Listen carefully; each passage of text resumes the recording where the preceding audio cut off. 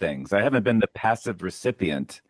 I've always been the, I guess, alpha recorder. So, all right, Well, is that something that you want to spread around? You're just the alpha beast.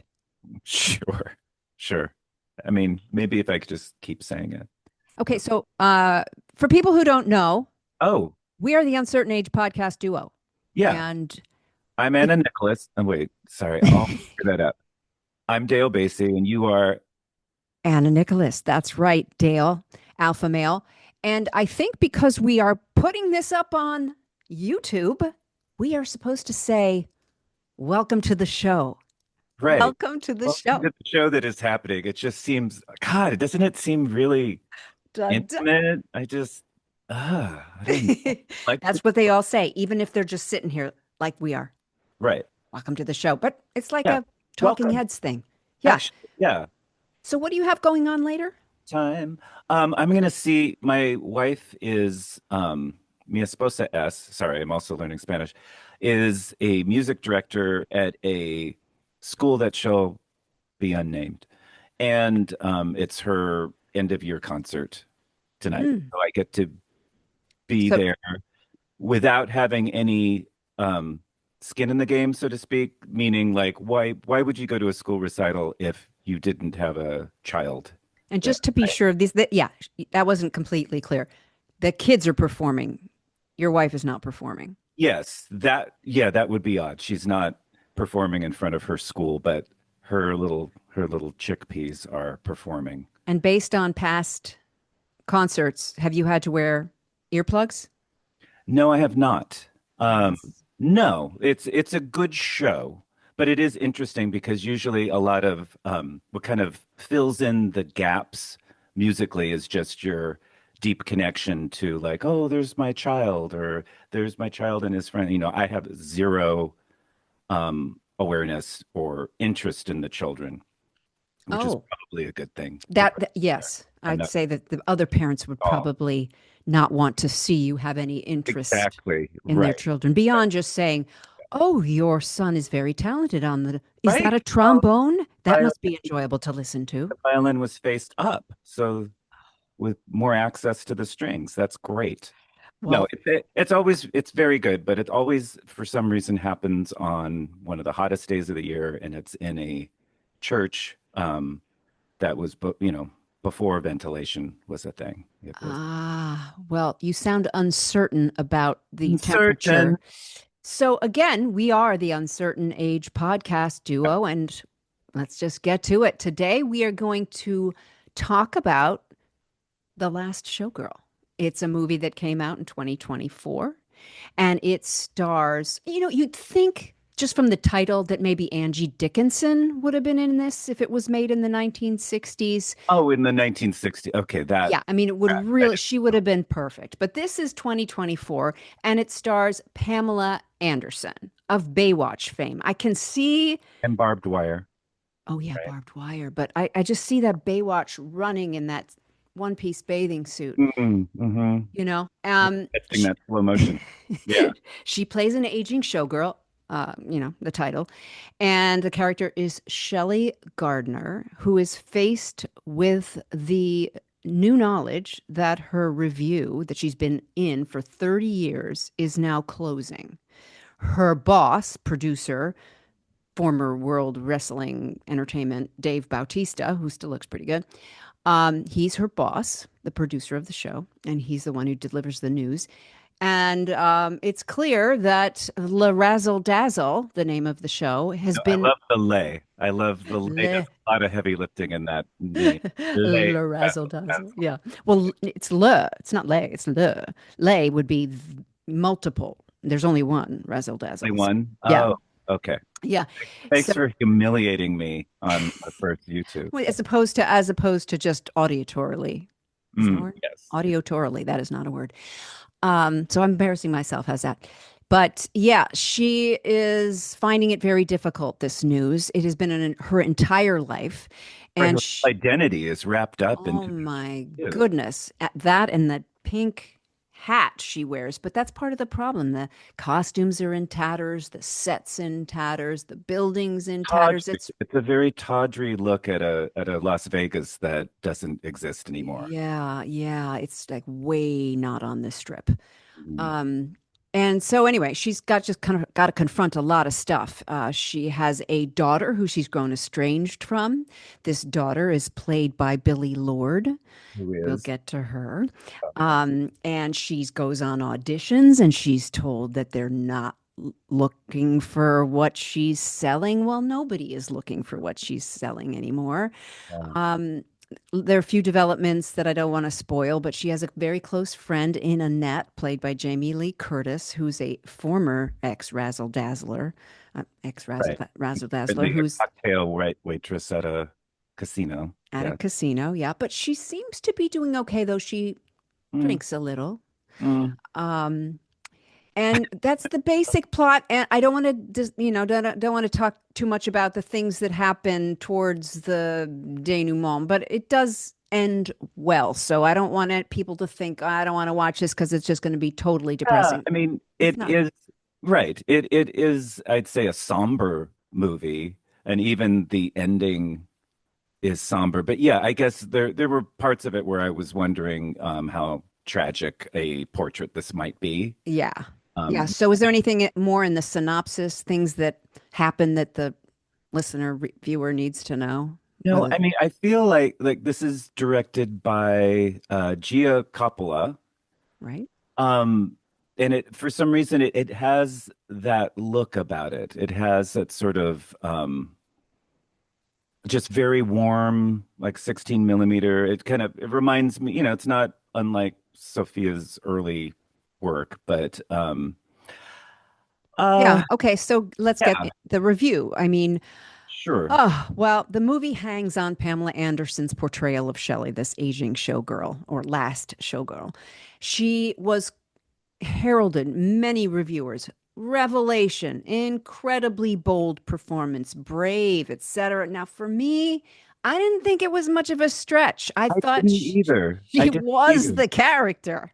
Right. I All mean, I have to like I feel like Pamela Anderson she gave a very interesting performance. I don't mean interesting in the negative, but I just thought her performance was interesting. But I guess we've seen like Demi Moore and a lot of actresses having moments now, Jamie Lee Curtis too, uh, Mhm.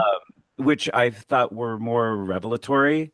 Completely. Look at I what thought, Jamie Lee Curtis did in Everything Everywhere All at Once, and right. even in this thing. I mean, she's got more tanning lotion on than I think. My God, she is so like this.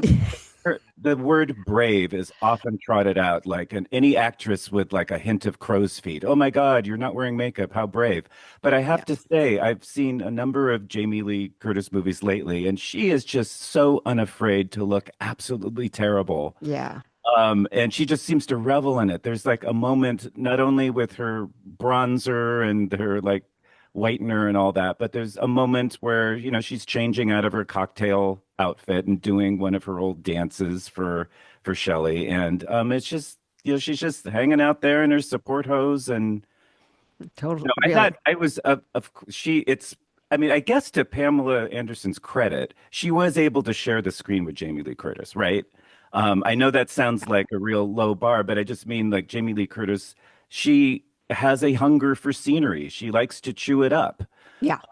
So just her being able to maintain a very authentic connection with her is great. But no, I thought Pamela Anderson was great. I did expect perhaps more, just judging from the hype going into this.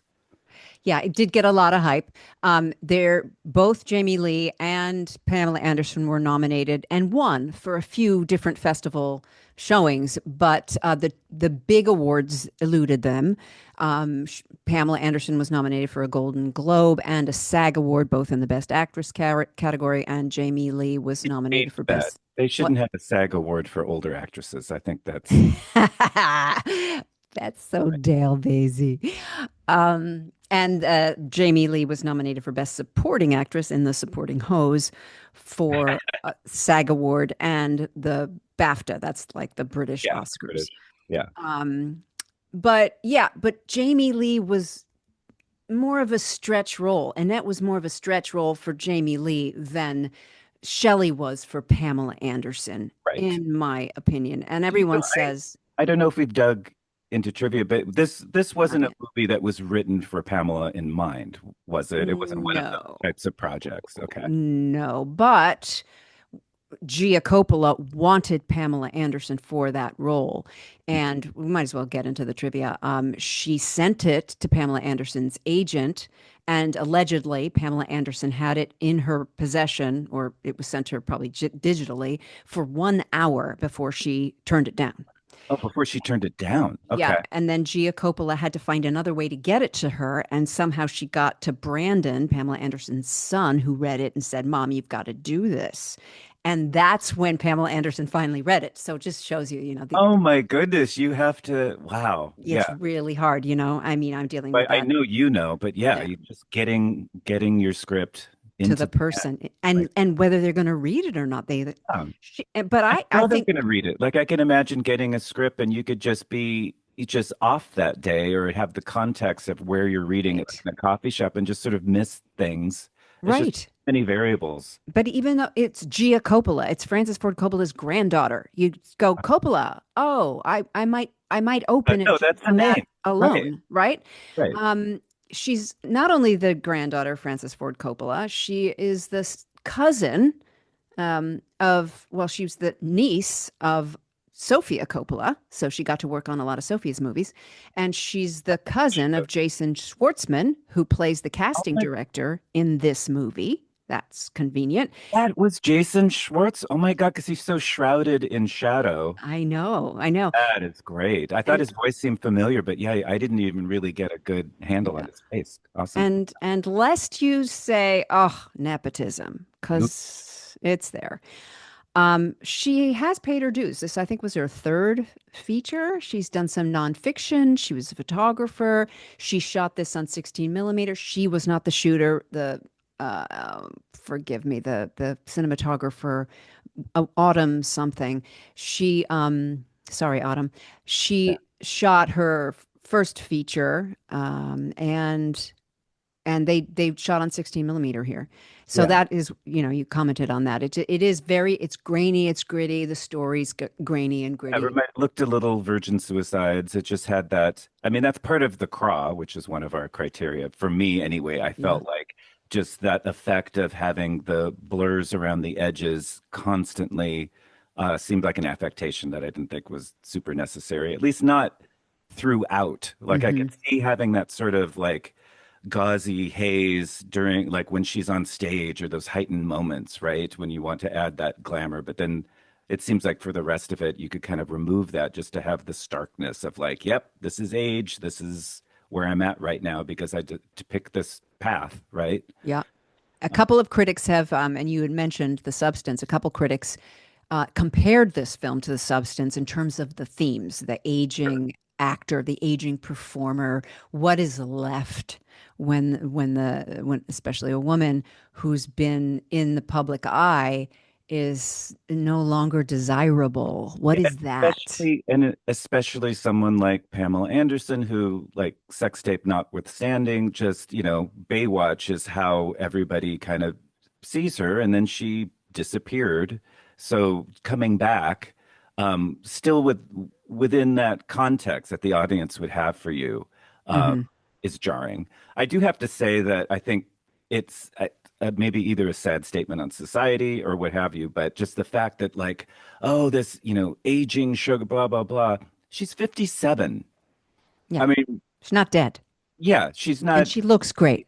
and she looks great, but I mean, I guess that could also be a craw. It seems sort of like the gimmick of the movie, like, could have been played by someone slightly older, right? Because Yeah. Evan still seems viable. I don't know how to say this without being Well, I think, it does depend on the care. It's the nature nurture. Some is hereditary and some is what kind of care. And she clearly takes care of herself or right. did. It's interesting now when you see her now in 2025 and at the award ceremonies that she was wearing no makeup. She wears no makeup and is proud of it. Yeah, she looked lovely, I thought. Yeah, yeah, but it's both refreshing and somehow alarming.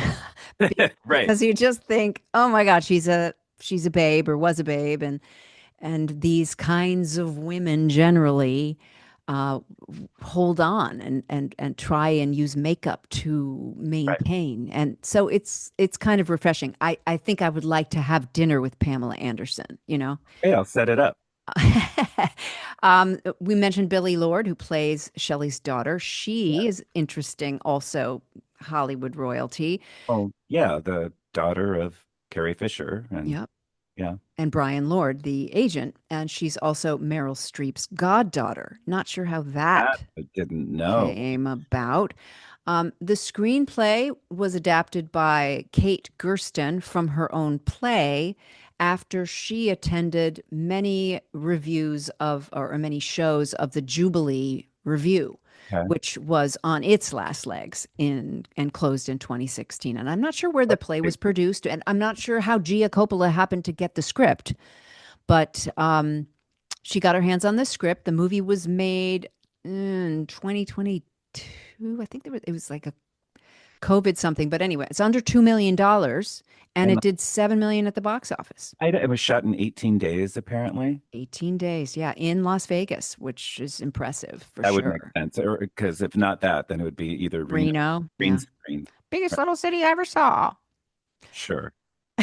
So take it away with the indices or indexes, as Oh, business radio likes to call them. absolutely. Yes, indices. Well, I guess we could go to our puck, which is our potentially upsetting content.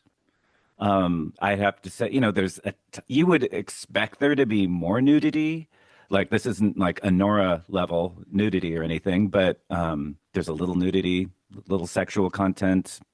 It's mostly, I would say, if you're the psychological themes surrounding aging and maybe having regrets about where you put your focus on, uh, career decline, that kind of thing. Yeah, that could also light a fire under your ass, though. So maybe it would be stimulating criteria because you would realize, hey, I've been ignoring my child. I Yeah, better start paying attention. right.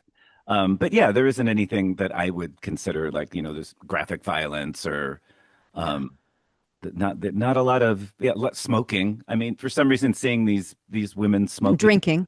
smoking and drinking in the sun, I'm just like, oh God, put on sunscreen, just stop smoking. So that was very upsetting for me.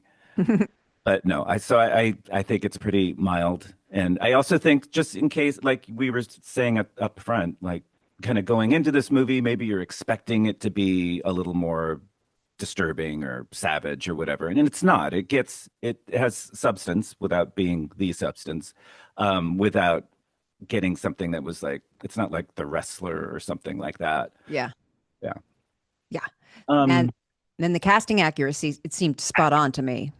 well, except for Billie Lourd, because Billie Lourd is 30, I think, and she was playing someone just graduating from college. So Oh, she was that's like true. 10 years off. I mean, and which is fine. That's not a big deal. But I just think Billie Lourd, she didn't look 19 to me. Um, I mean, we have like, there's also, I thought, a really great role from, and I'm going to massacre this name, Kiernan Shipka.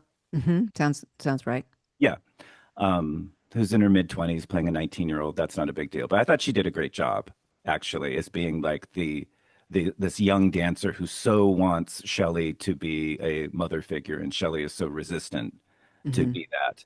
And then there was Brenda Song, I believe, who also was another younger Showgirl. girl, but who's probably older, I think, than she's supposed to be in her 20s. She's in her 30s. But yeah, Jamie Lee Curtis was 66. That tracks. Pamela, 57. So yeah, I think it's all fairly on board, fairly accurate. Yeah. So expiration date of the Razzle Dazzle, probably 58 if it hadn't closed already. Because, well, Jamie Lee, she hadn't been out of the job that long, had she? Well, you said like what, 6 years or so? I don't know. I think that's I what don't know. they, I'm just wondering. I believe Um, it was. Yeah. yeah. Okay. So then that absolutely works. Yeah. I didn't really have any craws on this, on the movie itself.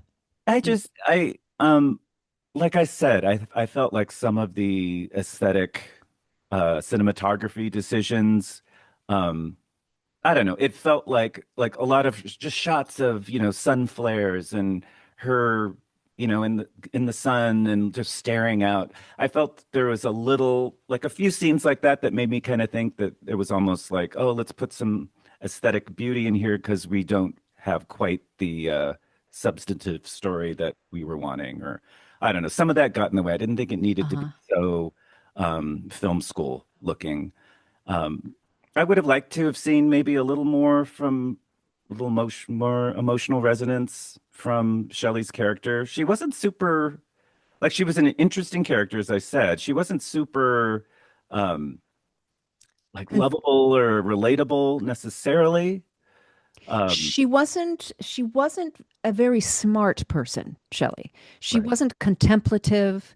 She didn't seem to have any regrets, even though Should she have. says she does, but I just didn't feel like she wished she'd lived her life differently. We've talked about this in other movies where we have a character who's comes against a comeuppance of sorts, and they it's interesting to see how they handle it. And with Shelley, it feels like she would, but for this event, she would have gone on forever being in Exactly. La Razzle Not Dazzle. right. And kind of ignoring Hmm. um, her daughter's need for some sort of maternal figure. Yep.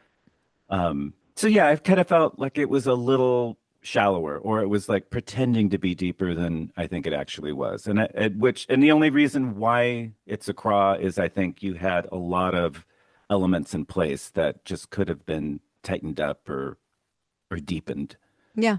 Like Dave Bautista, I thought he was a really interesting character. He's got a great face for Yeah, movies. it had some gravity about him, and I wanted to sort of dig into him a little bit more. I wanted to see him pin somebody, but since there were Right, mostly right. women he was interacting with, it would have been totally inappropriate, and we would have had Craw and Craw, Puck, more Wazoo. Craws and Pucks. Yeah. So you can watch this currently on Hulu Yeah. and rent it on lots of other platforms. I saw it in the theater, Oh, that and would have been interesting. I think that this would have been really nice to see in the theater because I saw it on Hulu and it was beautiful to look at, but I think a theater would have been a slightly different experience. give me a big screen any day. Give me a big Indeed, screen. do that. So yeah, so that's The Last Showgirl, and it's worth seeing. It is. Um, Yeah, for especially I think if you're a filmmaker, you might really want to see this. It's just a great character study with even though it's 2 million or just under, that is a lot of money. It's not a lot of money when you're talking about stars of this level. And all the elements. Now, you might say, okay, maybe she got a lot of that stuff for free and favors. Did Jason Schwartzman just do a role for her? It's quite possible. Quite possible. Yeah. Um, but regardless, it's, you mentioned that it kind of looks a little film schooly, but I think she should be proud of it. I That is Gia. Absolutely. Yeah. Yeah. Yeah. No, I think it's definitely worth seeing, and I really hope that I hope the mostly positive reaction makes Pamela Anderson actually read more scripts that are sent to her. Yes. And we will await what they are because I Not think just she has a niche. a She has, niece or a nephew. yeah, a niche. I don't want to see her do the French Lieutenant's Woman, for example, Yeah, why bother? or if a remake of The Hours. No. Okay. Um, We're about ready for a remake of The Hours. are we? This has been the Uncertain Age podcast. Thank you for watching or listening, however you get your reviews. However you're synthesizing external information. Yeah, and if you have anything that you don't want to watch until you know how somebody feels about Or it, or read or listen to in terms like we've done absolutely. podcasts, we've done books, yeah, Yep. Then movie you send shows. that request to info@uncertainage.co. That's info@uncertainage.co. Tell us what it is, an old Betty Davis movie, see if it holds up. I think most Betty Davis movies hold up, but who They knows? had faces then. They did. But that was somebody else's line. Almost. Anyway, Dale, thank you. Yeah. Great to see you as always, Always great and to see you. see you And next time. all right. Bye. Bye.